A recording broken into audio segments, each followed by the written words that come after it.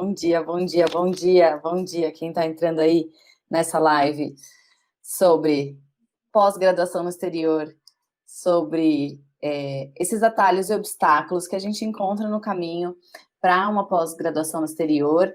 E hoje o tema é carta de recomendação.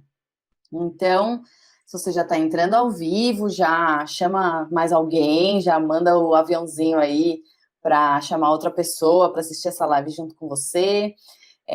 Já compartilha o link aqui da live no YouTube. Bom dia, Beatriz, bom dia, Milena, bom dia, Natália. Vamos lá, vamos fazer essa live sobre cartas de recomendação para que vocês tenham 3 pontos cruciais na hora de escolher quem vai escrever essa carta de recomendação, tá? Tendo esses pontos em mente, óbvio que aqui numa live de 1 hora não dá para eu passar todos os pontos que você tem que ter na hora de escolher quem vai escrever essa carta, mas tendo esses 3 pontos em mente, já é um passo gigantesco na qualidade da sua carta de recomendação, tá? Então, a gente vai falar sobre carta, vocês vão entender, vocês vão poder tirar dúvidas. Se você já escolheu alguém, você pode comentar aqui, que aí eu dou alguns pontos que você pode abordar com a pessoa. Então, acho que vai ser uma boa live para avançar nesse assunto, que é um assunto que muita gente tem medo. Comenta aí, você tem medo de escolher quem você vai pedir para escrever sua carta de recomendação? Comenta aqui para mim, você já escolheu? É muito importante ter em mente isso, porque são pontos que... É um dos pontos, na verdade, que você não controla, tá? Você pede a carta de recomendação, mas você não sabe necessariamente o que o seu recomendador vai escrever, tá? Então, é muito importante ter em mente esses 3 pontos que vai ajudar até a você aumentar o controle que você tem sobre esse processo e ter um melhor resultado, beleza? Deixa eu só dar uma ajeitadinha aqui. Aê! Bom, então, vamos lá. Em primeiro lugar, o que eu quero deixar claro é que nem todas as pós-graduações são iguais, tá? Então, não necessariamente todas as todos os cursos, todos os tipos, em todos os lugares, vão pedir as mesmas cartas de recomendação, tá? Então, você precisa ter muita atenção para qual tipo de programa você está se candidatando e logo a escolha dos seus recomendadores vai estar alinhada com esse tipo de programa, tá? Como você sabe, primeira coisa, qual é o tipo de programa que você está se candidatando, né? Ah, Marina, quando você fala, saiba qual é o seu tipo de programa, o que você está falando, né? Quando eu falo tipo de programa, você tem que entender se o seu programa ele é mais acadêmico ou se ele é um programa mais aplicado. Então, entre o acadêmico e o aplicado, a gente vai separar entre o programa que vai estudar a disciplina de maneira profunda para entender como ela funciona e criar conhecimento naquela área, seja por meio de pesquisa, seja por meio de criação de teses, dissertações, enfim, vai se debruçar sobre o assunto, ou uma pós-graduação que você vai aprender coisas e discutir e criar projetos. Opa, tô batendo no microfone aqui.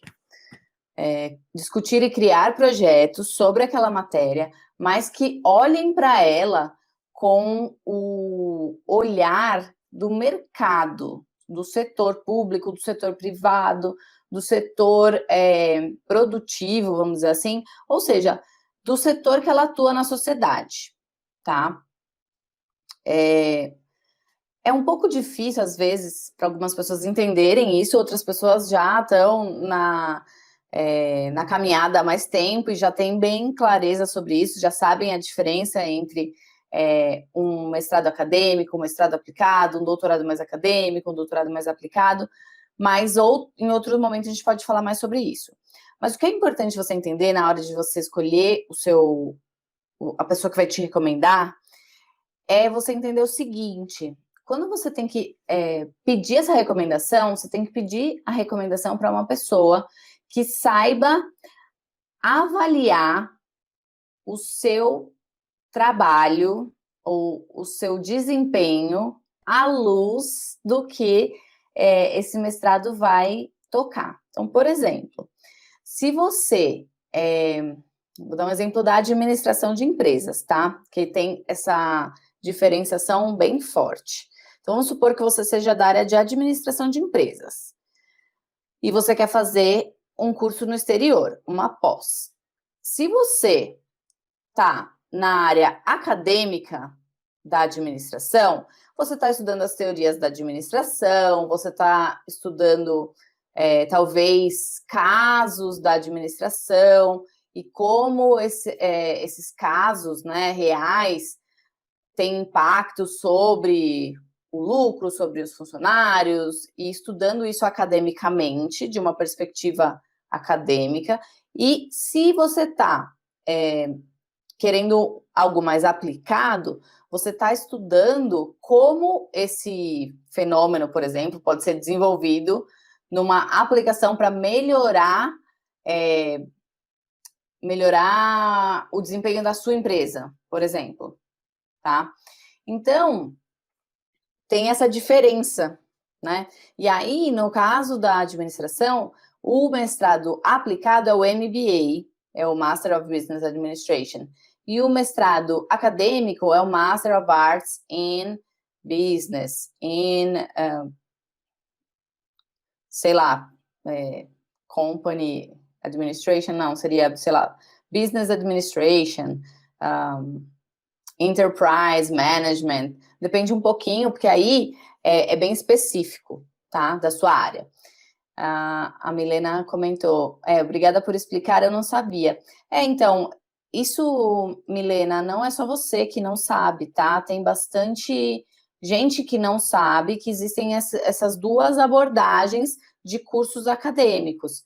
Então, aliás, de cursos no exterior, e não só no exterior, aqui no Brasil também tem.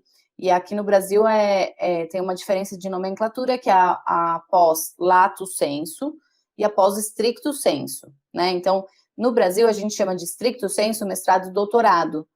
E aí ele é acadêmico, ele é de pesquisa, e a lato sensu ela é aplicada. E aí a gente acaba não chamando a maioria desses cursos de mestrado, tá? Mas no exterior tem muitos mestrados, então não tem essa diferenciação de lato e stricto sensu, então tem essa complicaçãozinha a mais para entender. Mas depois eu vou ter uma live específica sobre isso, que acho que é importante a gente entender melhor. Mas entender essa abordagem, ou entender o resultado que você espera com a sua pós-graduação, vai te fazer escolher um recomendador melhor, certo? Por quê? Porque se você está buscando uma pós mais acadêmica, você precisa buscar alguém que já te supervisionou nesse aspecto, ou seja, já acompanhou uma pesquisa sua, sabe a maneira como você lida com o trabalho de pesquisa, que pode ser, por exemplo, se você é graduado, né, fez qualquer graduação, e está querendo um mestrado no exterior, quem acompanhou uma pesquisa sua? O seu orientador de TCC, possivelmente. Então, esse professor ou essa professora pode, talvez, ter insights mais qualificados sobre o seu desempenho como pesquisadora, tá? Então, é interessante escolher essas pessoas de acordo com esse viés. Já quando é um mestrado aplicado, muitas vezes é solicitado carta de recomendação não só de professores, mas também de supervisores do trabalho, certo? E aí, essas pessoas vão poder te dar uma melhor recomendação se elas conhecem de perto o seu trabalho, tá? Então, tá aí o ponto número 1. Essa aliás, calma aí. Aí o ponto número 1, é imprescindível você saber se é um mestrado, qual é o olhar do seu mestrado, se ele é mais aplicado ou se ele é mais de pesquisa, para você pedir, certo? Esse ponto é importante. Na verdade, ele não é nem o ponto número 1, ele é o ponto 0. É a partir daí que você vai escolher. A Cíntia falou assim, supervisores, mesmo que não tenham títulos de mestrado ou doutorado, se for de trabalho, não tem problema o título, tá? Por exemplo, se você trabalha numa empresa, não importa o título da pessoa, se o seu mestrado está pedindo de supervisores de trabalho. Quanto aos supervisores acadêmicos, se eles são seus professores empregados pela universidade, também. A titulação importa menos do que a relação ali, mas a gente já vai chegar num ponto importante, beleza? Então tá. Então, eu tenho algumas anotações aqui, eu vou até pegar para a gente poder seguir. Um ponto muito importante é alguém que esteja adequado ao tema. E esse, na verdade, é o primeiro ponto. O ponto anterior, que é o ponto 0, ele tem a ver, mas esse ponto de adequação ao tema é muito importante. Por que é importante escolher um recomendador que seja relacionado com o tema que você quer estudar? Porque essa pessoa vai conseguir escrever uma recomendação com mais contexto, tá? Vamos supor que você queira fazer, por exemplo, um mestrado em biologia. Só que, né, como eu falei em outras lives, não adianta simplesmente você falar, quero fazer um mestrado em biologia e sair procurando mestrado em biologia, porque pode ter mestrado em biologia que vai estudar pássaros, outro vai estudar plantas, outro vai estudar fungos, né? Então, você tem que ir fechando o seu campo, certo? E aí, quando você está pesquisando o seu curso, provavelmente você olhou a ementa, as disciplinas, e aí você já tem uma noção mais completa de qual é a necessidade do seu mestrado em termos de cursos que você já tenha feito, conhecimentos, certo? Beleza. Então tá, você já sabe ali quais são os cursos que você tem que fazer, em termos, cursos de matérias, né? Quais são as matérias que você vai ter que fazer. E aí você vai olhar para o seu histórico da graduação, se for o caso, ou se você estiver buscando doutorado, você vai olhar para o seu histórico do mestrado, e vai entender quais são os professores que deram matérias e que te conhecem bem, se possível, matérias que você tenha ido bem, ou tenha tido um desempenho de superação, de esforço, né? Que você consiga chamar esses professores para escrever essa carta, certo? Então, eles têm que ser específicos na medida que eles consigam falar. Então, por exemplo, se você quer esse mestrado de biologia, e microbiologia é uma das matérias mais importantes do curso, é uma base sólida do curso. Se você tiver um professor, uma professora de microbiologia para escrever, como você se desempenha nessa disciplina, como você domina os conhecimentos, como você faz a relação desse tipo de matéria, sabe? É excelente, porque você consegue que essa pessoa escreva o quanto você é aplicado ou aplicada para estudar, entende bem os conceitos, se desempenhou bem na matéria, tá? Então, é importante ter essa perspectiva. E se você quiser ir para pesquisa, se você tiver um recomendador que já te supervisionou em pesquisa, ou seja, você já fez iniciação científica, ou ele já te acompanhou no mestrado, ou você foi seu orientador de TCC, logo, essa pessoa, esse professor ou essa professora vai poder escrever como você se desempenha na pesquisa acadêmica, tá? Então, é importante e estratégico escolher alguém que se adeque ao tema que você quer pesquisar, tá? O que eu estou falando com isso? Às vezes você, por exemplo, eu quero escolher um professor ou uma professora do meu primeiro ano de faculdade que era ótimo, adorava a matéria, mas normalmente no primeiro, segundo ano as matérias são bem mais genéricas, entendeu? E aí a capacidade desse recomendador escrever algo que realmente vá chamar a atenção de um especialista da área sobre o seu domínio de uma matéria, que vai dar suporte na pós-graduação, não é tão bom, tá? Então, tem que ser estratégico nessa escolha, nesse primeiro ponto. A Milena comentou, eu me formei em 2012. Olha, Milena, tendo as técnicas certas, tendo essas estratégias certas para abordar os professores, eu não vejo que a sua formação em 2012 seja um problema. Já orientei pessoas que tinham formação, sabe, de 10, 15 anos atrás e conseguiram boas cartas de recomendação do mesmo jeito. Então, não se preocupa com isso, tá? A Cíntia comentou, o recomendador pode ser alguém que nos conheça, mas que não tenha trabalhado nem sido nosso professor? Olha, Cíntia, a tendência é eu te responder que não, mas eu não sei o contexto especial dessa pergunta. Então, por exemplo, vai que alguém que não foi seu professor, mas sentou na sua banca de TCC. Em geral, o ideal é realmente você pedir, né, a recomendação para alguém que de fato teve essa relação de ensino ou pesquisa com você. Então, professor ou professora que tenha sido lá envolvido diretamente no seu curso. Agora, em algumas situações especiais é possível, mas a questão é o segundo ponto que eu vou falar agora. Então, a sua pergunta me leva para o segundo ponto, que é que o seu recomendador, ele precisa de informações de qualidade, ele precisa de perspectiva para escrever sobre você. Então, por exemplo, vamos supor que você esteja pensando em um recomendador de trabalho, e esse erro eu mesma já cometi.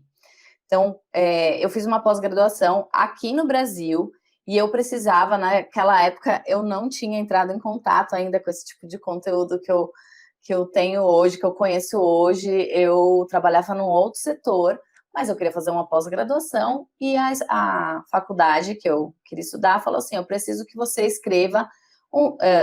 você peça uma carta de recomendação para um supervisor de trabalho, né, eu não sei se eles falavam supervisor de trabalho, mas uma carta de recomendação de trabalho.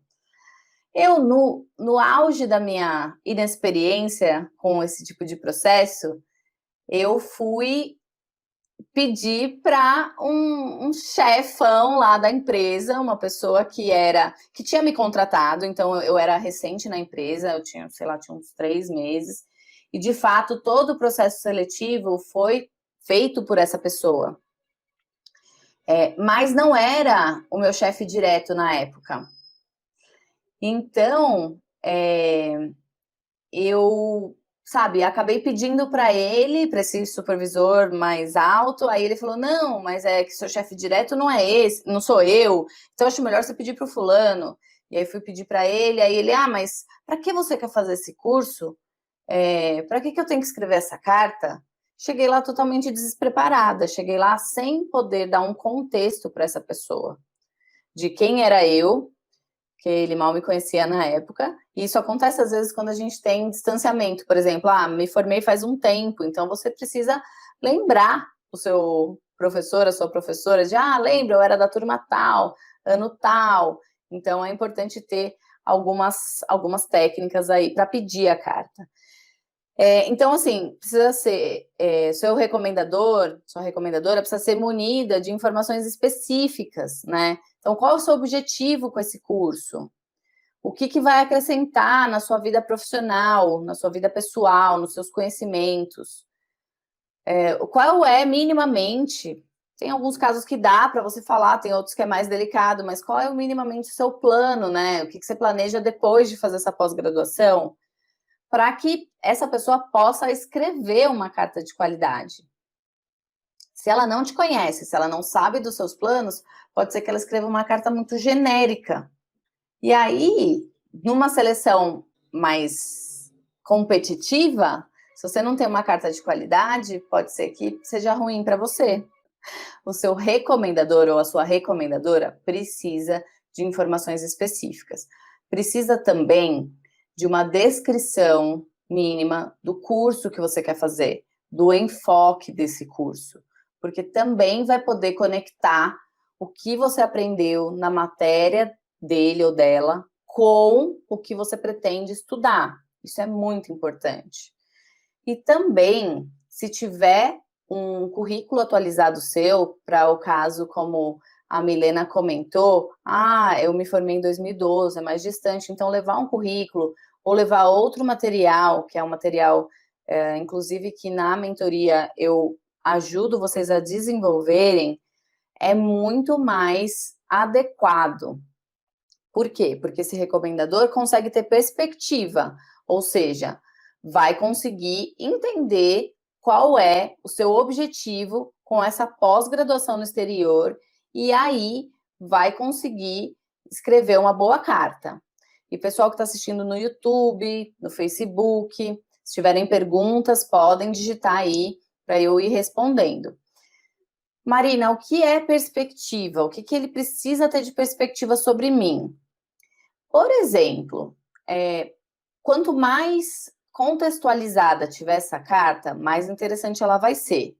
Então, se essa pessoa sabe, conhece a sua trajetória profissional, desde o momento que você se formou, e o quanto ela está alinhada à disciplina, por exemplo, que você estudou com ela e que você pretende estudar agora, mais contexto ela pode dar.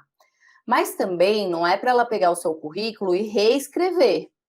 Então, por exemplo, se você aborda essa pessoa com um currículo pronto, entrega e fala assim, escreve uma carta de recomendação sobre mim, e ela pega o seu currículo e fala, foi interessante que no período de tal a tal, desses 2 anos, ela trabalhou com tal área, ela trabalhou... soa falso, porque essa pessoa não tem essa perspectiva, tá? Então, tem um equilíbrio muito fino de ter uma carta boa e uma carta ruim, tá? Essa pessoa, ela precisa do seu currículo para poder escrever da perspectiva de carreira, por exemplo, dentro do conteúdo da disciplina. Imagina que é como se essa pessoa, por mais que ela tenha muitos alunos, talvez ela precise de um refresco ali na memória, mas ela tenha conseguido te acompanhar de longe ao longo desse tempo, se você já se formou, e ela tenha conseguido acompanhar a sua trajetória na disciplina. E a aplicação da disciplina que você aprendeu com ela no mercado, ou no trabalho, ou na pesquisa, tá? Então, essa é a questão de ter perspectiva para ter informação de qualidade na sua carta. O recomendador... essa pergunta já respondi. A Cíntia, sorte a nossa ter conhecido você. No caso, Cíntia, foi uma carta que eu entrei na pós-graduação, não prejudicou, mas hoje, em retrospecto, eu penso que poderia ter feito um trabalho melhor, sabe? Eu poderia ter facilitado a minha vida, sabendo o que eu queria pedir, para quem eu tinha que pedir, e isso tem impacto até na relação que eu construí com essa pessoa, porque como eu fui pedir para outra pessoa, esse cara sempre ficou meio com o pé atrás comigo, entendeu? Então, é importante pensar que, às vezes, a gente acha que é só a outra pessoa que tem culpa, mas a gente tem culpa, vamos dizer assim, e responsabilidade sobre as coisas que acontecem na nossa vida, não é mesmo? A Milena falou assim, eu ainda tenho contato com alguns professores, acho que vai me ajudar muito, são todas minhas orientadoras do meu curso de especialização que me orientaram no meu artigo de pesquisa. Milena, é uma boa, eu acho que é por aí, você ter contato e você precisa aquecer esse contato, né? Não precisa ficar todo o tempo falando com a pessoa, mas é interessante você ir trocando com essa pessoa alguns contatos, conhecimentos. Em alguns casos, essa pessoa até pode te ajudar a escolher, não necessariamente escolher a universidade, mas começar a pensar um pouco em universidades, em temas, em países referência. Então, incluir ela no processo, o quanto antes você puder, ajuda, tá? Não no sentido de você precisar ficar pedindo, falando e puxando o saco, tá? Não, muito cuidado com isso. Mas mais no sentido de, se você tem uma boa relação, manter essa boa relação. Vai lá, conversa, pede referências. Por exemplo, se é da área, você pergunta quem está publicando no mundo, né, que seja referência nesse assunto que a gente estuda. Quais são os assuntos mais atuais que estão sendo estudados? Quais são as tendências para os próximos anos? Quais são áreas que ainda precisam ser estudadas? Você ter esse relacionamento só faz bem para você no relacionamento com professores ou professoras da sua de conhecimento da sua área. Não precisa ser um grande professor de renome, do tipo assim, é o chefe de departamento, é a chefe de departamento de tal área, ou alguém que você teve menos contato, mas é porque é da universidade XYZ. Isso não importa tanto, tá? Aliás, não importa quase nada o título da pessoa, dependendo do contexto, tá? É mais importante que a pessoa te conheça. E esse é o ponto número 3 da nossa live de hoje, desses 3 pontos cruciais. É muito importante que a pessoa te conheça bem, porque quanto melhor ela te conhecer, mais ela vai poder escrever coisas que são significativas no processo. E ela precisa escrever algo bom, na verdade, né? Você tem que escolher com cuidado essa recomendação, porque não adianta ser uma pessoa que, por mais que de repente seja super gabaritada na área, seja aquela matéria que você, sei lá, por alguma infelicidade foi mal, ou não se deu bem, não teve bom relacionamento com aquela pessoa, ou é realmente uma pessoa que não tem bom relacionamento com outras pessoas, tá? Então tem que tomar muito cuidado nesse sentido. Por quê?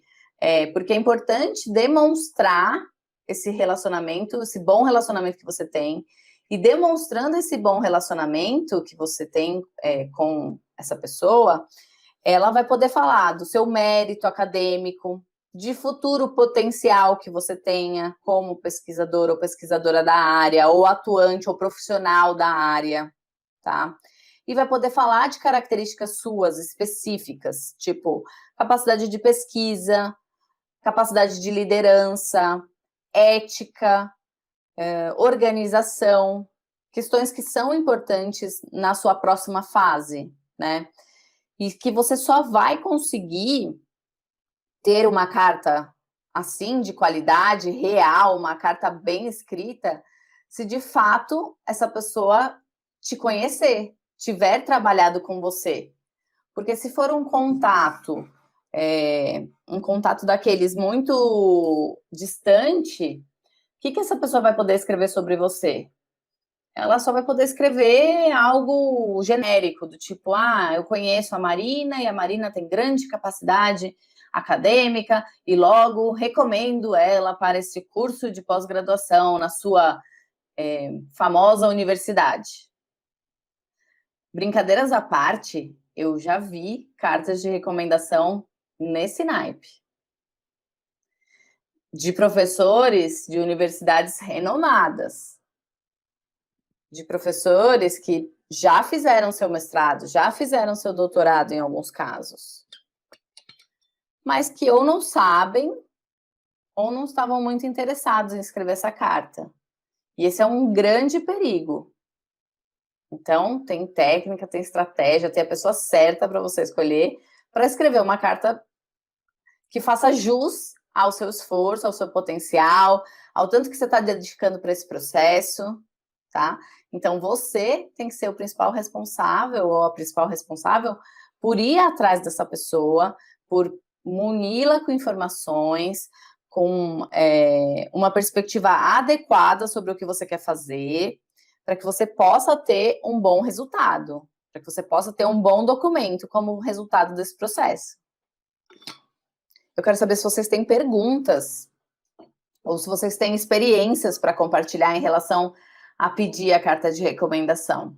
Se vocês já passaram por essa etapa do processo e estão retomando, ou se ainda não começaram. Queria saber o que vocês acham.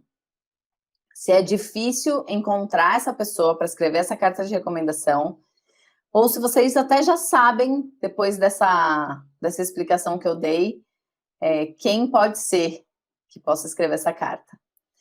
A Cíntia fez uma pergunta aqui, se tem quantidade de cartas. Cíntia, depende um pouco. Tem universidades para determinados programas que tem um número fixo lá. Eles falam, queremos 3 cartas de recomendação, queremos 2. Agora, tem universidades que é mais solto, pedem só uma. Normalmente, isso está descrito no processo seletivo, tá? Lá no processo tem a descrição de quantas cartas. Tem gente que às vezes quer acrescentar cartas a mais por causa do desempenho em um determinado projeto, e aí tem que ter muito bom senso, tá? Normalmente 2 é o ideal. Estou pensando agora em quem poderia ser meu recomendador. A professora que eu queria pedir a carta, essa é uma mensagem da Caroline Gogo. A professora que eu queria pedir a carta fez um projeto comigo, que não é muito na área que eu quero seguir na pós. Tem problema? Essa é uma excelente pergunta. Obrigada.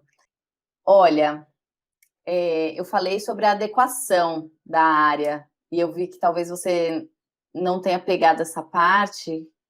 É Carolina, né? Mas a questão é a seguinte, por exemplo, eu queria pedir a carta para alguém que fez um projeto, né? Eu fiz um projeto com uma professora X, mas ela não é muito da área. Tem problema? Depende desse tipo de projeto e depende se ela vai ser a sua recomendação número 1 ou número 2, tá? Se você já fez projetos nessa área, mas o projeto tenha uma certa aderência ao que você quer estudar, tudo bem. Agora, ela vai poder demonstrar, por meio dessa carta, coisas que não necessariamente são o seu mérito naquela disciplina, tá? Ela vai poder demonstrar outras coisas. Ela vai poder demonstrar, de repente, capacidade de organização, gestão de projetos, sei lá. Depende do teu perfil, né? Não posso ficar falando aqui coisas que não tenham a ver com o seu perfil. Mas, e aí você pode pegar outra recomendação que fale desse lado mais acadêmico. Mas se é um projeto interessante, se é um projeto que te ensinou uma coisa bacana, que tenha motivo para ter sido escolhido, pode ser. Não pode ser só, por exemplo, porque a professora é legal, porque ela me conhece, porque pode ter outros professores que te conhecem também, que possam dar uma outra recomendação mais adequada, entendeu? Mas se prova, né, algumas questões importantes para a pós-graduação, pode ser. Depois dessa explicação, eu mudarei 2 recomendadores para o programa acadêmico. Eles tinham mais perfil para o programa aplicado. Bem interessante isso, viu, Milena? Esse comentário foi da Milena Tereza Psi. É importante mesmo você pensar na abordagem da pessoa, de como ela vai escrever e das capacidades que ela vai poder destacar na carta dela. Então, avalia, né? De repente, você pode ver que um professor te conhece mais, mas conhece a sua aplicação de técnica na profissão e não necessariamente o seu domínio de pesquisa, né? Então, eu acho que é ir sentindo isso. E tem uma questão legal, assim. É importante que essa carta ela não seja muito genérica, tá? Acho que vocês conseguiram entender por esse exemplinho que eu dei que ela não pode ser muito ampla. Tem muita gente que já na graduação já fala, eu já vou pedir uma carta aqui desse professor, porque eu estou encerrando a graduação e já fico com a carta aqui, tipo, debaixo do braço, sabe? Mas não é muito bom você ter a carta pronta e não atualizá-la. Então, se você pediu uma carta, atualiza. Se você pedir a carta como estratégia de, eu vou comunicar que um dia eu pretendo fazer pós-graduação e já garante uma carta e depois você só pede para atualizar, ok. Mas se for simplesmente porque, terminei o curso e agora eu preciso pedir uma carta de recomendação, eu não acho que dá muito resultado, não, tá? Eu acho que é uma carta que fica meio sem graça, sem propósito ali. Então, eu recomendo que sejam cartas de pessoas que te conhecem bem, sejam cartas atuais, se possível, com maior contexto possível. Mesmo que faça tempo que você se formou, sabe? Não tem problema isso. O que você precisa é articular esse momento para você conseguir pedir essa boa carta de recomendação. Então, dicas adicionais, passando até dos 3 pontos a considerar. Marque uma reunião, se possível, marque um Skype, marque um Zoom, um bate-papo, uma conversa, que você saiba que a pessoa está com tempo para te ouvir, para explicar tudo isso. Depois, esse ponto aqui. Depois passa por e-mail as informações que ela precisa. Se não estivéssemos nesse momento de isolamento social, às vezes um encontro num evento, prestigiar um trabalho que a pessoa está desenvolvendo com os alunos dela, é uma boa maneira de você esquentar esse contato, né? E ficar com um momento mais interessante para pedir essa carta de recomendação, certo? Bom, pessoal, então por hoje era isso. Pessoal, então um beijo e até amanhã.